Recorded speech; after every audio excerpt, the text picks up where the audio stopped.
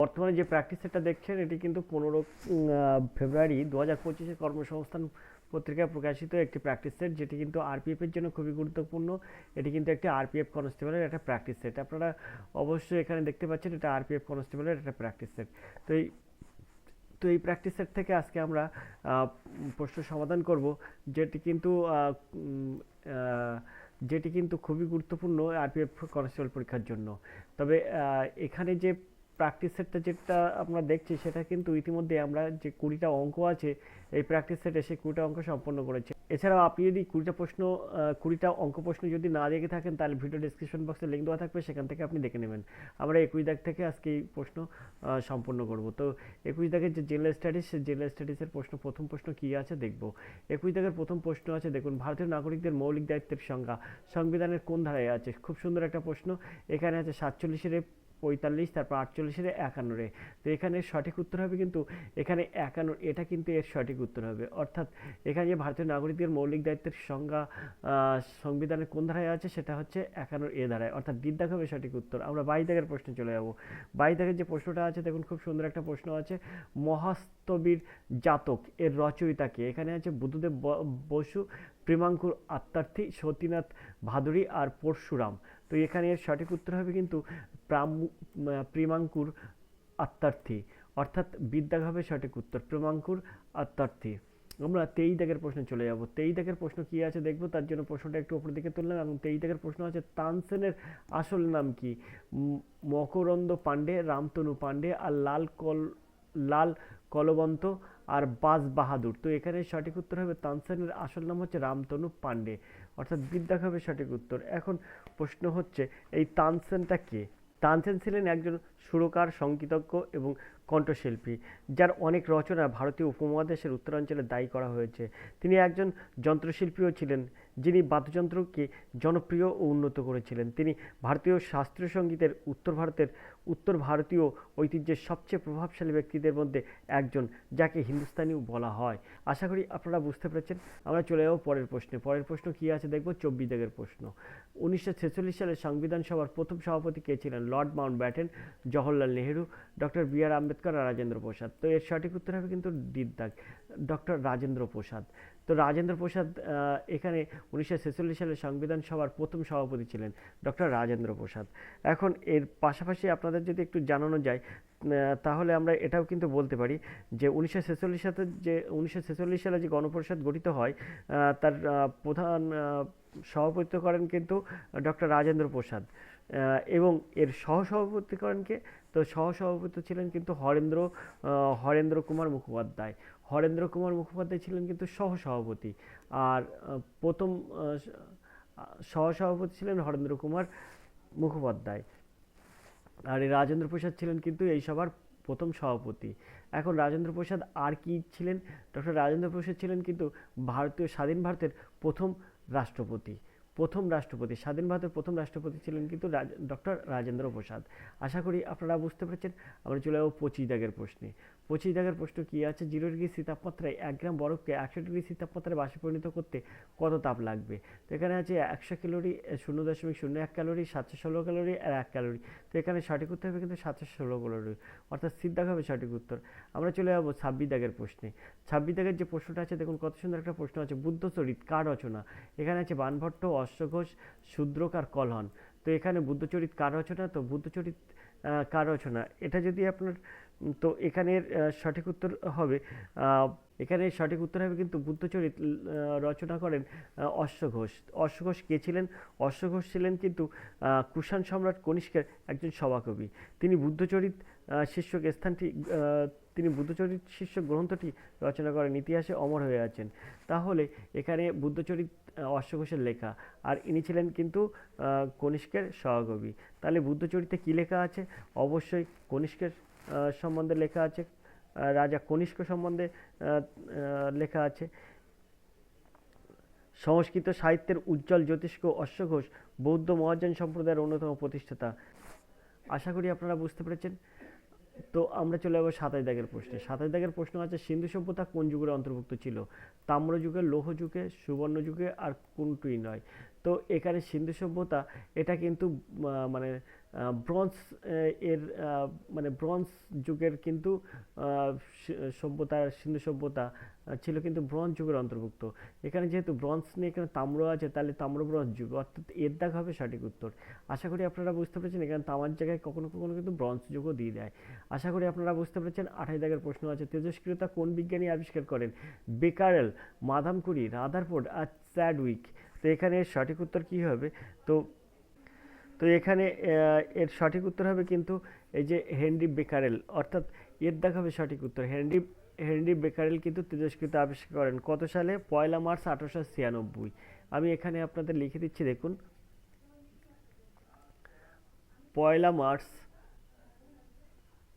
1900 1896, 1 March 1896 সালে এই Henry Becquerel তেজস্ক্রিয়তা আবিষ্কার করেন। আশা করি আপনারা বুঝতে পেরেছেন। এবার চলে যাবো আমরা 29 দাগের প্রশ্নে। 29 দাগের যে প্রশ্নটা আছে, কত সুন্দর একটা প্রশ্ন আছে। এলাহাবাদ, এই এলাহাবাদ প্রশস্তি কার রচনা? এলাহাবাদ প্রশস্তি হচ্ছে, এখানে মানে অপশন দেওয়া আছে বানভট্ট, হরিসেন, সন্ধ্যাকর নন্দী আর কলহন। তো এলাহাবাদ প্রশস্তি সমুদ্রগুপ্তের সভাকবি হরিসেনের লেখা। তাহলে বিদ্যাসাগরের সঠিক উত্তর। হরিসেনের লেখা, সমুদ্রগুপ্তের সহকবি ছিলেন হরিসেন, হরিসেনের লেখা এলাহাবাদ প্রশস্তি। তাহলে এখান থেকে আমরা পরিষ্কার বলতে পারি যে যদি হরিসেন যদি সমুদ্রগুপ্তের সহকবি হয়, তাই এলাহাবাদ প্রশস্তিতে কিন্তু সমুদ্রগুপ্তের রাজত্ব সম্পর্কে লেখা থাকতে হবে। তাই সমুদ্রগুপ্তের রাজত্ব জয় বা রাজ্য জয়, রাজত্ব কাল, কত সময়ে, তার মধ্যে কি কি ঘটনা ঘটেছিল, সেগুলো কিন্তু এই এলাহাবাদ প্রশস্তি থেকে জানা যায়। অর্থাৎ সমুদ্রগুপ্তের যে রাজার সমুদ্রগুপ্তর যে রাজ শাসনটা কীভাবে চলেছিল, বা কীভাবে তার সাম্রাজ্যটা বাড়িয়েছিল, সেসবগুলো কিন্তু এই এলাহাবাদ প্রশস্তিতে পাওয়া যায়, যেটা কিন্তু সমুদ্রগুপ্তের সহকবি হরিসেনের লেখা। এলাহাবাদ প্রশস্তি। আশা করি আপনারা বুঝতে পেরেছেন। আমরা 30 দাগের প্রশ্নে চলে যাব। 30 দাগের প্রশ্ন আছে কি, নিচের শহরগুলির কোনটিতে আণবিক তাপবিদ্যুৎ কেন্দ্র রয়েছে? রঘুনাথপুরম, সালেম, তাঞ্জাভুর আর কালাপক্কম। তো এর সঠিক উত্তর হবে কিন্তু কালাপক্কম, অর্থাৎ ডি দাগ হবে সঠিক উত্তর। আমরা চলে যাব পরের প্রশ্নে। পরের প্রশ্ন কি আছে? 31 দাগের প্রশ্নে। তার জন্য প্রশ্নটা আমরা একটু ওপরের দিকে তুলব। তো ওপরের দিকে তোলার পরে আমরা একটু যদি সরিয়ে নিয়ে দেখি, এখানে কিন্তু 31 দাগের প্রশ্ন আছে। দেখুন, 31 দাগের যে প্রশ্নটা আছে সেটা হচ্ছে হিন্দু পাতশাহ হিন্দুপাদ পাতশাহীর আদর্শ কে প্রচার করেন? শিবাজি, বালাজি বিশ্বনাথ, প্রথম বাজিরাও, রঘুনাথ রাও। তো এখানে সঠিক উত্তর কী হবে? বাজিরাও যে পাতশাহীর আদর্শ প্রচারণ করেন, তার দ্বারা কেবলমাত্র বীর মারাঠা নেতৃবর্গ নয়, সমগ্র ভারতের হিন্দু শাসনবর্গ যথা জাট, বুন্দেলা, রাজপুত প্রমুখ উজ্জীবিত হয়ে ওঠে। ঐতিহাসিকদের মতে পাতশাহীর প্রকৃত প্রতিষ্ঠাতা হলেন গো ব্রাহ্মণ প্রতিপালক, হিন্দু ধর্মের রক্ষাকর্তা ছত্রপতি শিবাজি। আশা করি আপনারা বুঝতে পেরেছেন। তো এর দাগ হবে সঠিক উত্তর, শিবাজি। আমরা চলে যাবো 32 দাগের প্রশ্নে। 32 দাগের প্রশ্ন আছে কি সেটা দেখব। কার্বলিক অ্যাসিডের রাসায়নিক নাম কি? ফেনল, বেনজিন, জাইলিনল আর রেসিনল। তো এখানে সঠিক উত্তর কি হবে? কার্বলিক অ্যাসিডের রাসায়নিক নাম হচ্ছে ফেনল, অর্থাৎ এর দাগ হবে সঠিক উত্তর। ফেনলের সংকেত কি? এর রাসায়নিক সংকেত হচ্ছে C6H5OH, C6H5OH। এটা কিন্তু কার্বলিক অ্যাসিডের রাসায়নিক নাম, এর রাসায়নিক সংকেত এটা, আর রাসায়নিক নাম হচ্ছে ফেনল। এর দেখাবে সঠিক উত্তর। আশা করি আপনারা বুঝতে পেরেছেন। ক্লাস 10, 11, 12-এ এই প্রশ্নগুলো কিন্তু খুব ভালোভাবে থাকে। আর আপনারা একটা জিনিস মনে রাখবেন, রেলের গ্রুপ-ডি পরীক্ষা দিতে যাবেন, তাহলেও কিন্তু আপনার রেলের গ্রুপ-ডি পরীক্ষায় কিন্তু বেশি বিজ্ঞান পড়ে। এটা যেহেতু আরপিএফ এর একটা প্রশ্ন, তাহলে এখানেই কিন্তু বিজ্ঞান বেশি পড়বে। আশা করি আপনারা বুঝতে পারছেন আমি কি বলতে চাইছি। তা বেশি করে আপনারা বিজ্ঞান পড়ুন, এবং আর এডুকেশন স্কুলে হাত ধরুন। এরকম বারবার করে আপনার প্র্যাকটিস করালে কিন্তু আপনি খুব সহজে সব প্রশ্নের সহজভাবে সমাধান করতে পারবেন, এবং আপনি দেখবেন একটা সময় আপনি অনেক কিছু জানেন এবং অনেক কিছু প্রশ্নের উত্তর দিতে পারবেন। আমরা 33 দাগের প্রশ্নে চলে যাব। গ্রানা ও স্ট্রামা এই দুটি সমন্বয়ে তৈরি হয়, এখানে হচ্ছে ডিকটিউসোম, রাইবোসোম, প্লাস্টিড আর মাইটোকন্ড্রিয়া। তো এই গ্রানা স্ট্রোমা এই দুটোর সমন্বয়ে তৈরি হয় কিন্তু প্লাস্টিড, অর্থাৎ সিদ্ধ হবে সঠিক উত্তর। আমরা চলে যাব পরের প্রশ্নে। প্রশ্ন হচ্ছে 34 দাগের প্রশ্ন। কোন তাপমাত্রায় ফারেনহাইট ও সেলসিয়াস স্কেলের মান সমান হয়? এখানে যে অপশনগুলো আছে তার মধ্যে -40°C তাপমাত্রায় কিন্তু ফারেনহাইট এবং সেলসিয়াস স্কেলের মান সমান হয়। এখন যদি বলো যে স্যার এটা কি করে পাওয়া যাবে, এটা পাওয়া যাবে কিন্তু আপনি এরকমভাবে যদি আপনি সমাধান করেন, তাহলে এখান থেকে আপনার কিন্তু পাওয়া যাবে C/5 = F - 32/9। এটা কিন্তু খুব গুরুত্বপূর্ণ একটা সমীকরণ। এই সমীকরণ থেকে আপনি -40°C, মানে সির মান -40°C, এখানে বলছে কোন তাপমাত্রায় ফারেনহাইট ও সেলসিয়াস স্কেলের মান একই থাকে, কোন তাপমাত্রায়। তা এখানে আপনি 40°C এর জায়গায় বসে আপনি ক্যালকুলেশন করবেন, দেখবেন এটা কিন্তু সমান হয়ে যাবে। আশা করি আপনারা বুঝতে পেরেছেন। আমরা চলে যাবো 35 দাগের প্রশ্নে। এই সূত্র সমাধান করবেন -40°C ধরে এফ এর জায়গায়, দেখবেন মান সমান হয়ে যাবে। আশা করি আপনারা বুঝতে পেরেছেন। আমরা চলে যাবো 35 দাগের প্রশ্নে। 35 দাগের প্রশ্ন আছে পশ্চিমবঙ্গের সর্বোচ্চ স্থান কোনটি? ফালুট, সান্দাকফু, টংলু আর টাইগার হিল। তো এখানে এর সঠিক উত্তর কী হবে? 35 দাগের সঠিক উত্তর সান্দাকফু এর উচ্চতা হচ্ছে 3636, 3636 মিটার, এটার কিন্তু সান্দাকফুর উচ্চতা। আর ফালুটের উচ্চতা 3600 মিটার। তাহলে এই যে 36 মিটার বেশি আছে, 636, এই 36 মিটারটাই কিন্তু বেশি, সেই ক্ষেত্রে সান্দাকফু হলো পশ্চিমবঙ্গের সর্বোচ্চ স্থান। আশা করি আপনারা বুঝতে পেরেছেন। এটা এটা কিন্তু পশ্চিমবঙ্গের সবচেয়ে উত্তর বিন্দুতে কিন্তু এটা অবস্থিত, অর্থাৎ বিদ্যাক হবে সঠিক উত্তর, ফালুট কিন্তু হবে না। আশা করি আপনারা বুঝতে পেরেছেন। আমরা 36 দাগের প্রশ্নে চলে যাব। 36 দাগের প্রশ্ন কি আছে? কুতুব মিনার এর নির্মাণ কাজ কে শেষ করেন? সুন্দর একটা প্রশ্ন। কুতুব মিনারের নির্মাণ কাজ শেষ করেন কে? বলবান, রাজিবা, ইলতুৎমিশ আর কুতুবউদ্দিন আইবক। তো এর সঠিক উত্তর হবে কিন্তু ইলতুৎমিশ। ইলতুৎমিশ মূলত কুতুব মিনার নির্মাণের কাজ শেষ করেন। মিনার নির্মাণের কাজ তার উত্তরাধিকারী ইলতুৎমিশ দ্বারা অব্যাহত ছিল, এবং অবশ্যই তুগলক রাজবংশের একজন দিল্লির সুলতান ফিরোজ শাহ তুগলক দ্বারা কিন্তু এটি 1368 খ্রিস্টাব্দে সম্পন্ন হয়। যেহেতু এখানে ফিরোজ শাহ তুগলক নেই, তাই আপনার এখানে এর সঠিক উত্তর হবে কিন্তু ইলতুৎমিশ, অর্থাৎ সিদ্দাক হবে সঠিক উত্তর। আশা করি আপনারা বুঝতে পেরেছেন। আর সেটা শেষ হয় কিন্তু 1368 খ্রিস্টাব্দে।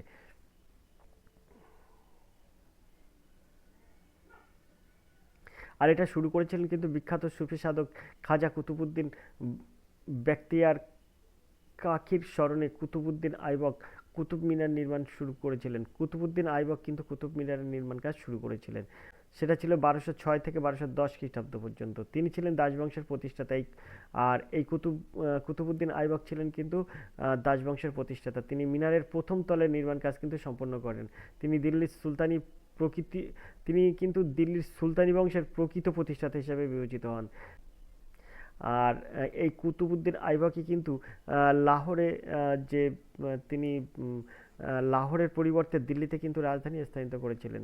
চলে যাব আমরা পরের প্রশ্নে। পরের প্রশ্ন আছে 37 দাগের প্রশ্নে। 37 দাগের প্রশ্ন কি আছে? দিল্লির কোন সুলতান প্রথম জিজিয়া কর প্রবর্তন করেন? আলাউদ্দিন খিলজি, মোহাম্মদ বিন তুগলক, ফিরোজ শাহ তুগলক আর ইলতুৎমিশ। তো এখানে 37 দাগের সঠিক উত্তর কি হবে? তো এখানে 37 দাগের সঠিক উত্তর হবে কিন্তু আলাউদ্দিন খিলজি, অর্থাৎ এর দাগ হবে সঠিক উত্তর। আমরা চলে যাবো 38 দাগের প্রশ্নে। 38 দাগের প্রশ্ন আছে খুব সুন্দর একটা প্রশ্ন, বিজ্ঞান থেকে প্রশ্ন। শ্রেণীবিন্যাসের জনক কাকে বলা হয়? তো শ্রেণীবিন্যাসের জনক কাকে বলা হয়? তো এর সঠিক উত্তর কি হবে? বেনথাম, হুকার, ক্যারোলাস লিনিয়াস, হ্যাসিনসন আর তাজান। তো এর সঠিক উত্তর ক্যারোলাস লিনিয়াস। ইনি কিন্তু শ্রেণীবিন্যাসের জনক, অর্থাৎ বিদ্যাক হবে সঠিক উত্তর। আমরা চলে যাব 39 দাগের প্রশ্নে। ভারতীয় সংবিধানের কোন ধারায় পঞ্চায়েতের সংজ্ঞা পাওয়া যায়? 243, 244, 245, 246।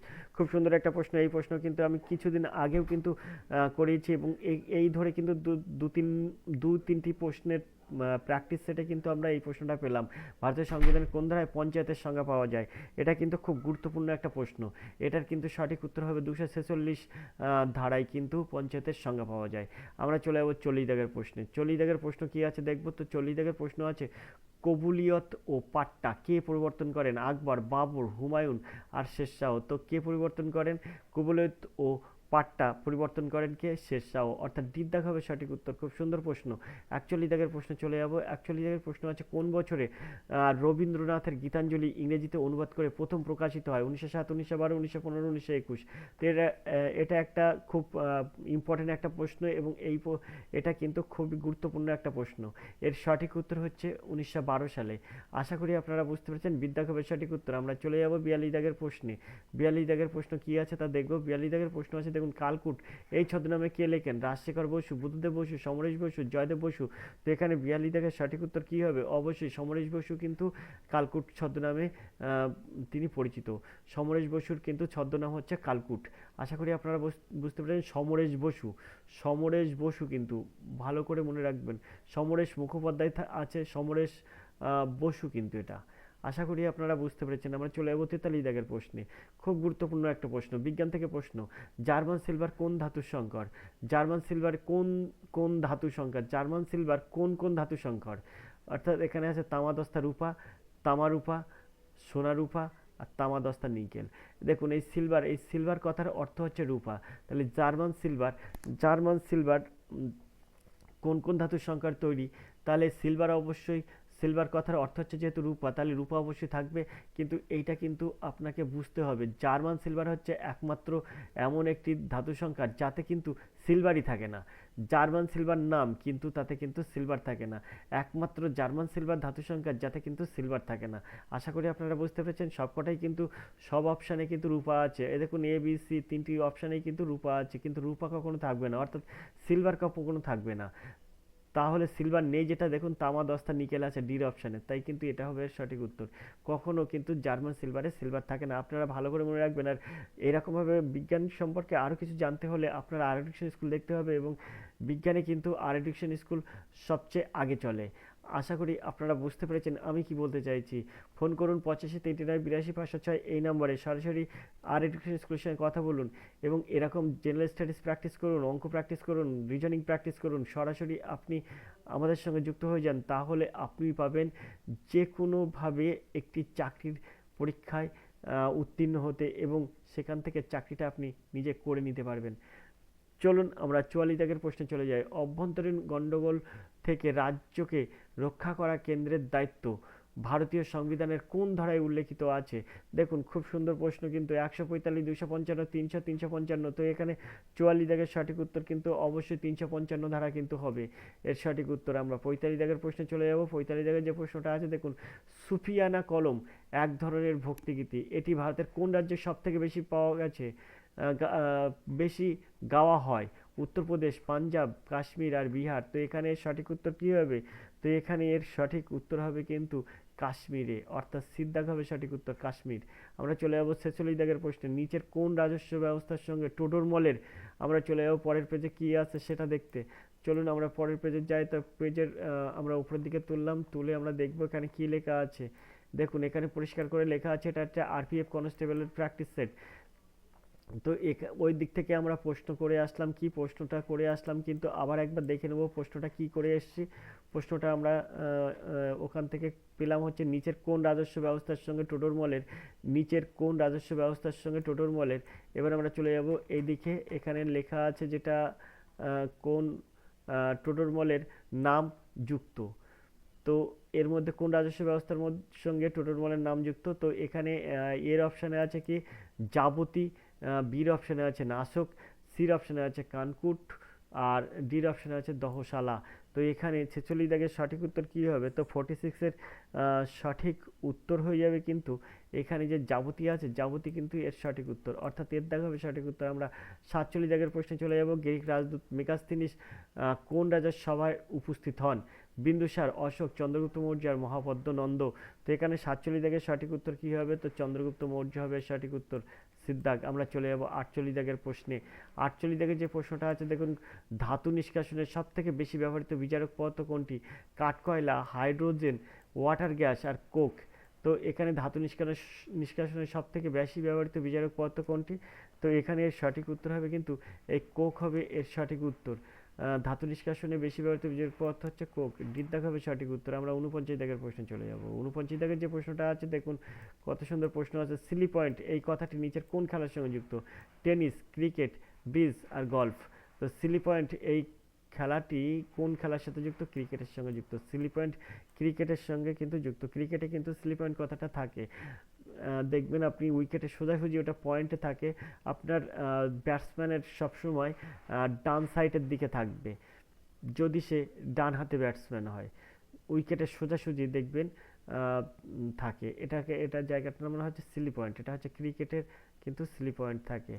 আশা করি আপনারা বুঝতে পেরেছেন। যদি এটা আপনার পিচ হয়, পিচ বলতে আপনার যেটা উইকেট হয় এইখান থেকে যদি আপনার এটা এই পিচে বল পড়ে যদি এরকম হয়, এবার এইখানে যদি ব্যাটসম্যান ব্যাট ধরে, এই জায়গায় যদি 3টি উইকেট পোতা থাকে, তাহলে এখানে ব্যাট থাকলে এরকম সোজাসুজি একটা প্লেয়ার দাঁড়িয়ে থাকে, এটাকে বলা হয় স্লিপ পয়েন্ট। আশা করি আপনারা বুঝতে পেরেছেন। এই পয়েন্টের জায়গায় দাঁড়িয়ে থাকে, এটাকে স্লিপ পয়েন্ট বলে। এখানে কিন্তু খুব ভালো একজন ফিল্ডার কিন্তু দাঁড়িয়ে থাকে, যে ক্যাচ ভালো লুপতে পারে এবং সে বাম পাশ ডান পাশ দুটোতেই পুড়তে পারে। তা সেই জায়গাটা কিন্তু স্লিপ পয়েন্ট। আশা করি আপনারা বুঝতে পেরেছেন। আমরা চলে যাবো 50 দাগের প্রশ্নে। তো স্লিপ পয়েন্ট কিন্তু ক্রিকেট খেলার সঙ্গে যুক্ত। আবারও বলে দিচ্ছি, মনে করে রাখবেন। আমরা 50 দাগের প্রশ্ন দেখব। ডিভাইন কমেডির রচয়িতাকে? শেক্সপিয়ার, গ্যায়েটে, দান্তে আর টলস্টয়। তো এর সঠিক উত্তর হবে কিন্তু দান্তে। আপনারা তো জানেন অবশ্যই, ডিভাইন কমেডির রচয়িতা হচ্ছে দান্তে। এটা আমরা পড়ে এসেছি, 6-7-এও পড়ে এসেছি, এছাড়াও কিন্তু ক্লাস 10-এও সম্ভবত পড়েছি। ইতিহাস যেহেতু ছিল, তো অনেক দিনের ব্যাপার, ইতিহাসটা অত আমি পড়িনি। তো ডিভাইন কমেডি কিন্তু 6-7-এও মনে হচ্ছে আছে। এটা ডিভাইন কমেডি রচয়িতা দান্তে। আশা করি আপনারা বুঝতে পেরেছেন। আমরা চলে যাব কিন্তু পরের প্রশ্নে। পরের প্রশ্ন আছে 51 দাগের প্রশ্ন। নাথুলা পাস কোথায় রয়েছে?